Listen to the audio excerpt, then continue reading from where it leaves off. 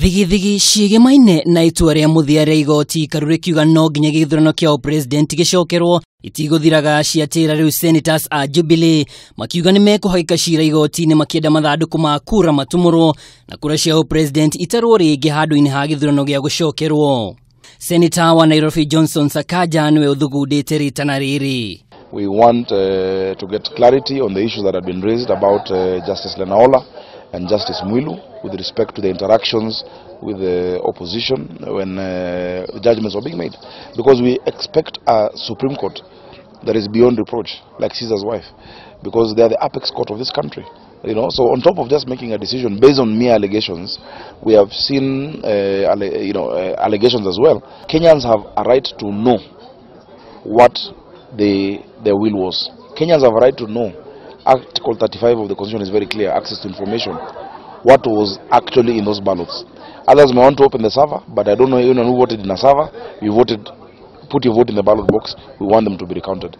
Handu-ini ha Senator Isaac Mwaura nionanitie kurarakirwo ni itua ria igoti akiuga jaji munene David Maraga, munini wake Philomena Mwilu na jaji Isaac Lenaola matiari na uigĩrĩrĩki ona kana uma wa maria mabatie gwikirira hindi ya gutua itua rio, na uguo Mwaura akauga itua rio riari ria kiuteti kuonwo na thengi ya wira wa mĩario yathiaga na mbere gatagatĩ ka majaji eri na mawakiri a NASA. Registrar wa igoti ridanathana mĩario ithũrimwo muthenya wa ira. This was actually a political decision. And ask me why.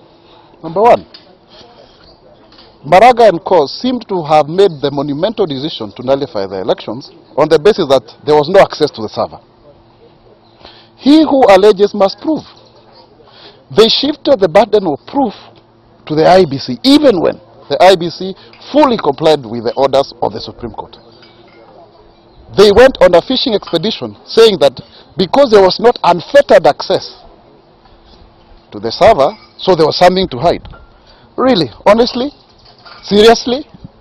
Na macio magithiaga na mbere uria wahũranagĩra gĩturwa kia president na tigiti wa kiama gia Third Alliance Ekuru Aukot ni arumĩte kini akiuga no nginya gianyite itemi gĩthurano-inĩ gia gucokerwo. Ari muthi wa guthikirio gwa cira wa igoti-inĩ ikaru, jaji munene David Maraga ni agithirie kĩeneriandĩkithia rĩrĩ akiuga Aukot abatie guthii igoti-inĩ inene kuona ndataũkĩtwo ni mendekithia ma gĩcunjĩ kĩigana rĩa 38 gia gatiba. We are only seeking a clarification. What did you mean by repeat under 143? Riu Aukot kugerera wakiri wake Elias Mutuma ni ugite matiri na wiki otiga guthii igoti-inĩ muthenya wa rũciũ kuria oho maugite mari na umashira ucio waya gucokia igoti-inĩ ikaru. So we are going to file an election petition, a constitutional petition tomorrow in the High Court seeking that interpretation.